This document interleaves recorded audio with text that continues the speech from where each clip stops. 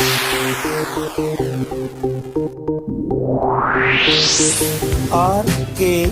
स्वागत है दोस्तों आपका एक बार फिर से हमारे YouTube चैनल RKB कैंफी वीडियोस में।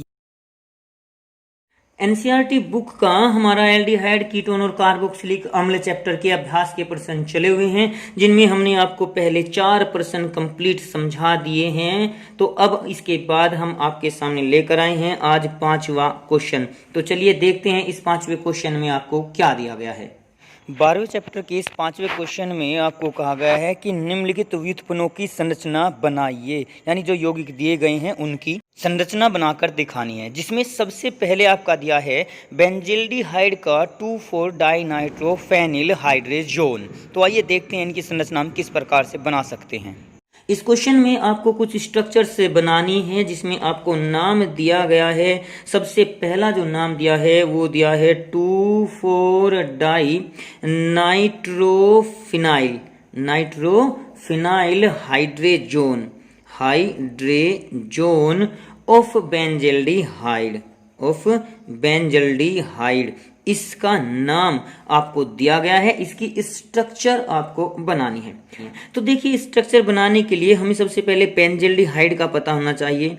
बेंजल्डिहाइड होता है C6H5CHO, जिसको हम कुछ इस प्रकार से भी लिख सकते हैं C6H5C डबल बॉन्ड O और H के रूप में से लिख सकते हैं।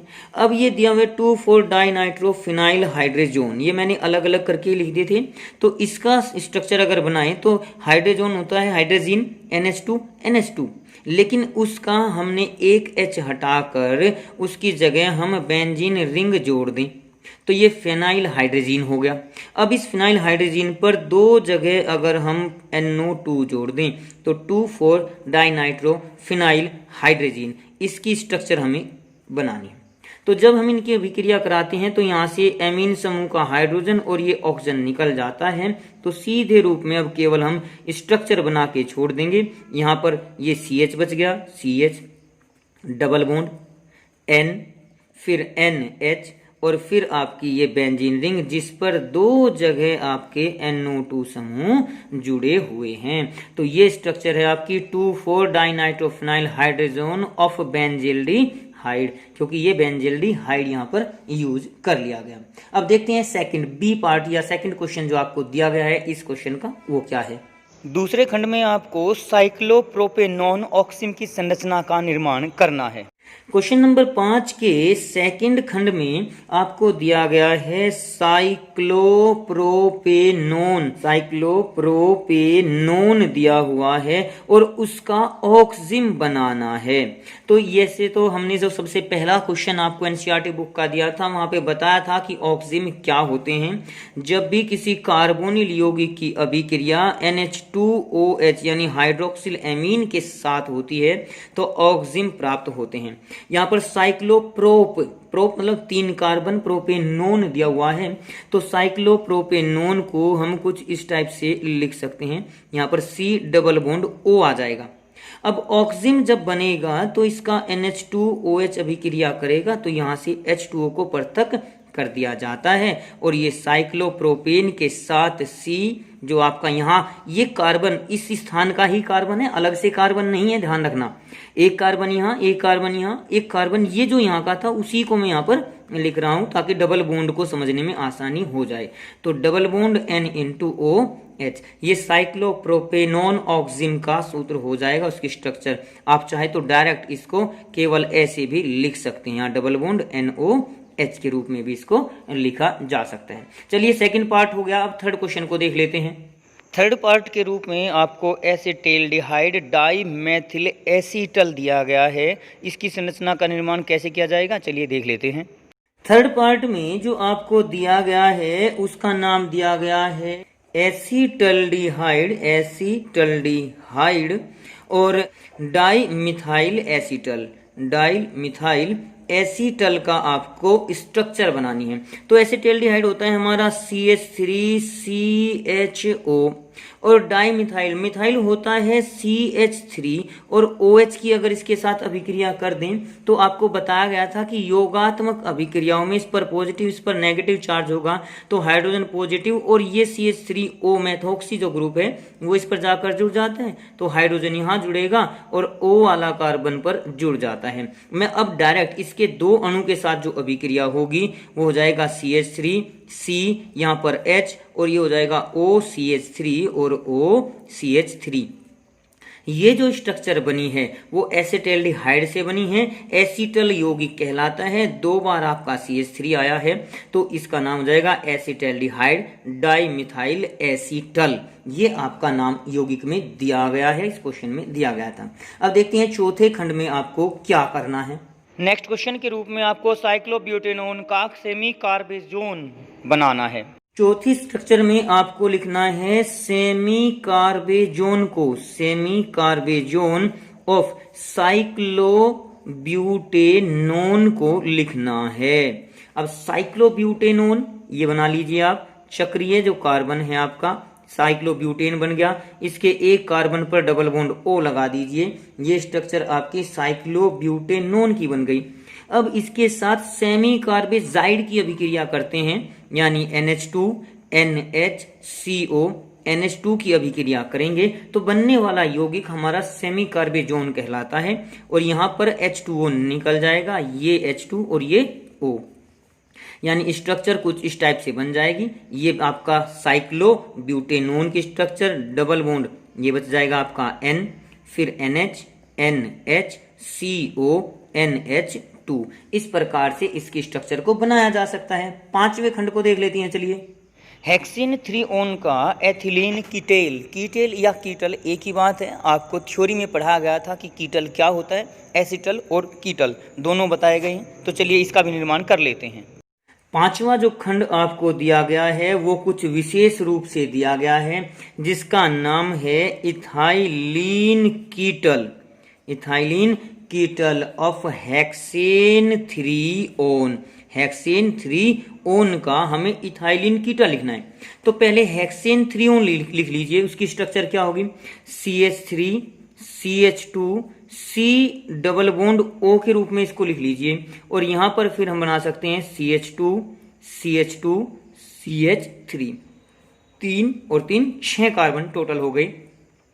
तो ये तो हो गया आपका हेक्सेन 3 अब इसके साथ अगर हम किसी एल्कोहल की अभिक्रिया कराते हैं, जैसे अभी हमने एसिटाल्डिहाइड के साथ कराई थी, तो फिर यहाँ पर योगात्मक अभिक्रिया होकर OR ग्रुप जुड़ जाता है। कीटोन के लिए उसको कीटल कहते हैं, लेकिन यहाँ पर इथाइलिन कीटल है तो हम यहाँ पर इथाइलिन ग्लाइकोल की अभिक्रिया कराएंगे, जो कि आपका CH2OH CH2OH के रूप में होता है। अब यहाँ से जब इसको जोड़ दिया जाएगा तो ये बन जाएगा आपका CH3C, और यहाँ पर ये CH2 ये भी जोड़ दीजिए CH2, और ये CH2 के आपके 2 भाग हो गए, 2 मूलक, और एक ये CH3, और इसके साथ जब हम जोड़ते हैं यहाँ इकट्ठा जुड़ जाएगा, क्योंकि ये आपका H2O कुछ इस टाइप से निकल जाता है। तो O के साथ ये O आ गया OCH2, और इधर से आ गया ये OCH2 OCH2। तो जो ये स्ट्रक्चर बनी CH3 CH2C CH2 CH2 CH3, ये आपका हेक्सेन 3 जो था, उसके साथ हमने इथाइलिन ग्लाइकोल, इसका नाम जो होता है वो एथिलीन ग्लाइकोल होता है, जिसमें 2 OH समूह उपस्थित होते हैं, एल्कोहलिक समूह। तो इस यौगिक को हम इथाइलिन कीटल ऑफ हेक्सेन 3 का नाम दे देंगे। जिस प्रकार से इस क्वेश्चन में हमने कीटल को किया है, इसी प्रकार से अब आपको फॉर्मेल्डिहाइड का मेथिल हेमी एसीटल इसकी संरचना बनानी है। 6ठे खंड में आपको क्या करना है भाई, उसके बारे में देख लीजिए। यहाँ पर आपको मेथिल हेमी एसीटल बनाना है। मेथिल हेमी एसीटल किसका, ऑफ फॉर्मेल्डिहाइड, फॉर्मेल्डिहाइड का आपको Hemy acetal.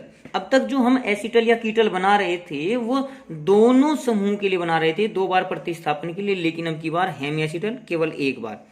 HCH double bond O, ये हो गया हमारा फॉर्मेल्डिहाइड। इसके साथ मेथिल का यानी CH3OH को लेना हमें पड़ेगा, CH3 मेथिल आ गया, हेमी एसिटल बनाना है। तो अब ये प्रतिस्थापन होने के बाद HCH योगात्मक अभिक्रिया हो जाती है, OH बन जाएगा और OCH3, क्योंकि देखिए ये पार्शली पॉजिटिव ये negative, hydrogen partially positive oxygen partially negative, तो ये हाइड्रोजन तो अटैक करता है इस ऑक्सीजन पर, ये OCH3 अटैक करता है कार्बन पर और ये योगात्मक यौगिक बन जाता है जिसका नाम मेथिल हेमी एसिटल है और ये फॉर्मेल्डिहाइड से बना है। तो आप फॉर्मेल्डिहाइड मेथिल हेमी एसिटल इसका नाम बता सकते हैं। अब यहाँ पर ये आपका 5वां क्वेश्चन तो कंप्लीट हुआ। तो आइए लेकर चलते हैं हम 6ठे क्वेश्चन को। क्वेश्चन नंबर 6 जो है आपका एल्डिहाइड कीटोन और कार्बोक्सिलिक अम्ल चैप्टर का, उसमें आपको कहा है कि साइक्लोहेक्सेन कार्बेल्डिहाइड की निम्नलिखित अभिकर्मकों के साथ अभिक्रिया से बनने वाले उत्पादों को पहचानिए, जिसमें सबसे पहले आपको दिया है PHMgBr एवं तत्पश्चात H3O पॉजिटिव। पीएच यानी फेनिल समूह, ये फेनिल मैग्नीशियम ब्रोमाइड एवं उसके पश्चात जल अपघटन करना है।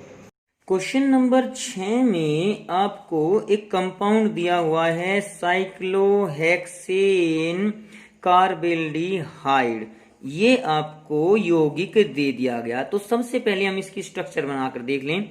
साइक्लोहेक्सेन यानी 6, 2, 3, 4, 5 और 6 कार्बन हमारे आगे, ये तो हमारी बन गई साइक्लोहेक्सेन। इसके किसी भी एक पॉइंट पर CH डबल बॉन्ड O जोड़ा गया है यानी एल्डिहाइड समूह जोड़ा गया है, तो इसको हम साइक्लोहेक्सेन कार्बेल्डिहाइड कह देंगे।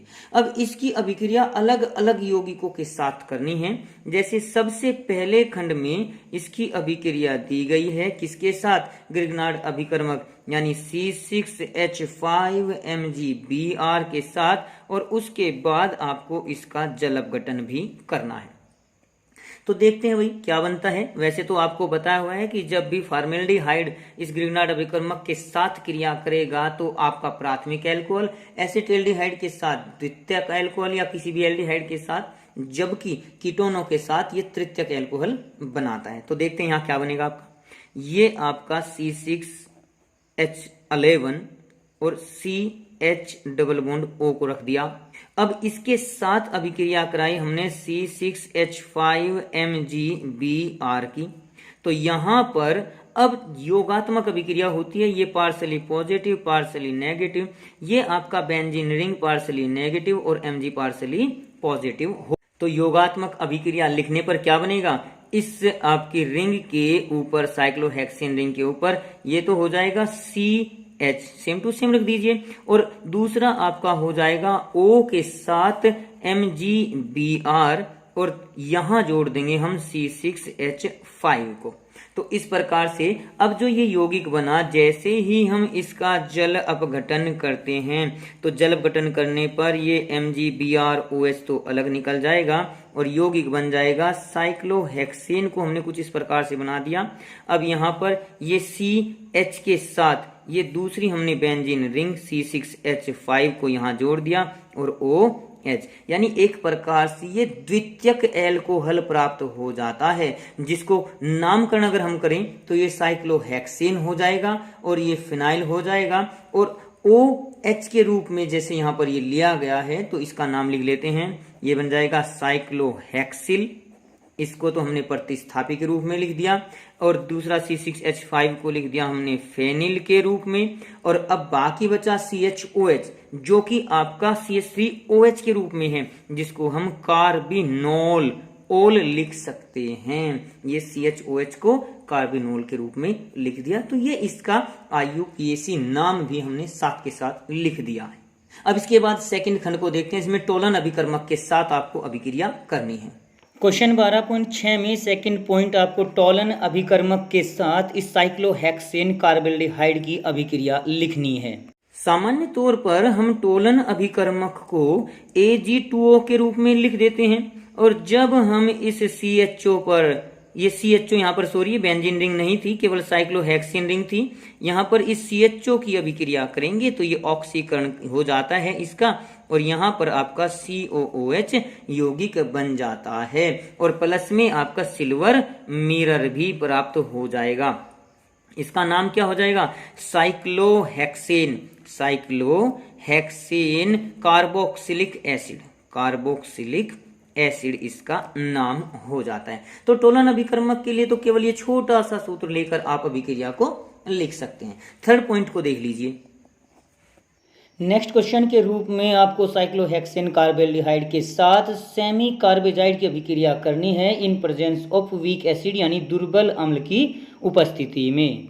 थर्ड पॉइंट में आपको इस साइक्लोहेक्सेन कार्बेल्डिहाइड यानी CHO पर अभिक्रिया करनी है सेमी कार्बेजोन की यानी NH2 NHCO NH2 की, और जैसे अभिक्रिया कराएंगे तो यहाँ पर प्रतिस्थापी यौगिक प्राप्त हो जाएगा और ये यौगिक बन जाएगा आपका साइक्लोहेक्सेन के बाद C H लिख लीजिए, ये CH double bond N NH और CO NH2। यहाँ से क्या निकल गया, केवल H2O। बार बार ऐसी अभिक्रियाएं आई हुई हैं, हर बार बस रूप बदल कर ये यौगिक बदल देते हैं। प्रारंभिक अभिक्रिया तो आपकी सेम टू सेम चलती ही रहती हैं। ये सेमी कार्बेजाइड के साथ हो गया। अब चौथा पॉइंट जो दिया हुआ है वो देख लीजिए। चौथे पॉइंट में आपको क्या दिया है, जब साइक्लोहेक्सेन कार्बेल्डिहाइड की अभिक्रिया एथेनॉल के आधिक्य में की जाती है और अम्ल की उपस्थिति में, तो बताइए क्या उत्पाद बनता है। चौथे पॉइंट में आपको इस साइक्लोहेक्सेन का जो कार्बेल्डिहाइड यौगिक है CHO, उसके साथ एथिल अल्कोहल यानी C2H5OH की अभिक्रिया हमें करनी है। अब यहाँ पहले भी आ चुका है, जब इसके अधिकता में यानी इसके दो अणु अभिक्रिया करेंगे तो जो यौगिक बनेगा वो CH के साथ आपका एसीटल कहलाएगा, यानी यहाँ पे OC2H5 OC2H5। तो जो बना हुआ यौगिक है उसका नाम क्या आ जाएगा, ये था आपका साइक्लोहेक्सेन कार्बेल्डिहाइड। इसमें C2H5 आ गया तो दो बार है तो डाई इथाइल, और चूंकि इस प्रकार के यौगिक को एसीटल कहते हैं तो आप लोग अपनी कॉपी में इसका नाम लिख लेना, cyclohexane carbaldehyde di ethyl acetal, ये इसका पूरा नाम हो जाएगा। अब इसका लास्ट खंड देखते हैं, क्वेश्चन नंबर 5 में आपको क्या दिया हुआ है। जिंक अमलगम एवं तनु हाइड्रोक्लोरिक अम्ल द्वारा साइक्लोहेक्सेन कार्बेल्डिहाइड का अपचयन किया जाता है, तो अपचयन के पश्चात क्या अभिक्रिया होती है और इस अभिक्रिया को क्या नाम दिया जाता है। वैसे तो थ्योरी में बताया हुआ है, लेकिन यहाँ पर दोबारा से देख लीजिए। खंड नंबर जो 5 है आपका, उसमें इस साइक्लोहेक्सेन के साथ C डबल बॉन्ड OH जो यहाँ पर OH के साथ में कार्बेल्डिहाइड दिया हुआ है, उसका हमें जिंक अमलगम ZnHG और HCl के द्वारा अपचयन करना है। अगर आपके याद हो तो ये अभिक्रिया कौन सी है, जब ZnHG और HCl के द्वारा अपचयन करते हैं तो इसे कहते हैं क्लीमेंसन अपचयन। क्या कहते हैं, क्लीमेंसन अपचयन। और इसमें जो ये आपका C डबल बॉन्ड O है वो सीधा CH2 में कन्वर्ट हो जाता है और यहाँ पर हमें प्राप्त हो जाएगा साइक्लोहेक्सेन के साथ CH3 जोड़ देंगे प्लस H2O वगैरह निकल जाएगा। इसका नाम क्या हो जाएगा, CH3 प्रतिस्थापी के रूप में मेथिल साइक्लोहेक्सेन। क्या नाम हो जाएगा, मेथिल साइक्लोहेक्सेन। तो इस प्रकार से इसका नाम लिखा जा सकता है। अब आज की वीडियो में हमने आपको क्वेश्चन नंबर 5 और क्वेश्चन नंबर 6 जो एनसीईआरटी बुक के आपके दिए गए हैं उनको कंप्लीट करा दिया गया है। अब आगे की वीडियो में हम इसके बचे हुए प्रश्नों को आपके सामने प्रस्तुत करेंगे। वैसे हमारी वीडियो आने से पहले आप अपनी थ्योरी को पढ़ लीजिए, जो आपको पहले थ्योरी की वीडियो समझाई गई है उनको समझ लीजिए, और मेरी वीडियो से पहले आप अपने क्वेश्चंस को करके देखिए। जो क्वेश्चन आपकी समझ में नहीं आते हैं उनको तो समझ जाओगे, और अगर आपके और हमारे क्वेश्चन सेम आते हैं, सेम मिल जाते हैं, तो आपका उत्साहवर्धन होगा, आपका आत्मविश्वास है, सेल्फ कॉन्फिडेंस है वो बढ़ेगा कि हाँ आप भी अच्छी प्रकार से इन क्वेश्चंस को कर पा रहे हैं। तो आज की वीडियो के लिए आपका धन्यवाद। आज की वीडियो में बस इतना ही। अगली वीडियो प्राप्त करने के लिए हमारे चैनल को सब्सक्राइब करें, वीडियो को लाइक करें, और अगर वीडियो अच्छी लगे तो कमेंट्स करें और दोस्तों को भी शेयर करें।